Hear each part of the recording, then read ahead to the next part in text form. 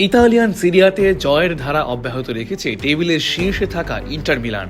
শনিবার blue energy স্টেডিয়ামে উদিনেসের মুখোমুখি হয়ে 1-0 ব্যবধানে ঘাম ঝরানো এক জয় তুলে নিয়েছে নেরাজ্জুরিরা। দলের পক্ষে একমাত্র জয়সূচক গোলটি করেন আর্জেন্টাইন গোল মেশিন ও অধিনায়ক লাউতারো মার্টিনেজ। পুরো ম্যাচ জুড়েই দাপট ছিল ইন্টারের। পরিসংখ্যানে দেখা যায় বল দখলের লড়াইয়ে 63% সময় আধিপত্য বজায় রেখেছিল ক্রিশ্চিয়ান চিবুর শিষ্যরা।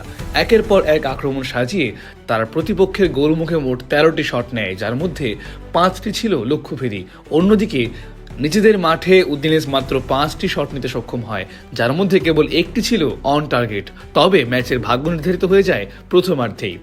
খেলার 20 মিনিটে পিওতর জেলেনস্কির বাড়ানো বল ডি বক্সের ভেতর নিয়ন্ত্রণে নেন ফ্রান্সিসকো পিও এসপোজিটো। তিনি বলটি ব্যাক হিলে বাড়িয়ে দেন পাশে থাকা লাউতারো মার্টিনেজের দিকে। বল পেয়ে নিখুঁত ফিনিশিংয়ে জালে জড়িয়ে দেন মার্টিনেজ। এই মৌসুমে এটি তার 11তম গোল করার পাশাপাশি ইন্টারের অধিনায়ক হিসেবে দলকে সামনে থেকে নেতৃত্ব দিয়ে পূর্ণ 3 পয়েন্ট নিশ্চিত করেছেন তিনি। উদিনেস গোলরক্ষক মাদুকো ওকোয়ে বেশ কিছু দারুণ সেভ না করলে হারের ব্যবধান আরও বড় হতে পারত স্বাগতিকদের। এই জয়ের ফলে 21 ম্যাচে 16 জয় ও 1 ড্রয়ে 49 পয়েন্ট নিয়ে তালিকার শীর্ষস্থান আরও মজবুত করল ইন্টার মিলান। চিরপ্রতিদ্বন্দ্বী এসি মিলানের চেয়ে তারা এখন 6 পয়েন্ট এগিয়ে রয়েছে, যদিও মিলান একটি ম্যাচ কম খেলেছে। আগামী মঙ্গলবার চ্যাম্পিয়ন্স লিগে আর্সেনালের বিপক্ষে মাঠে নামার আগে এই জয় মার্টিনেজদের আত্মবিশ্বাস কয়েক গুণ বাড়িয়ে দেবে।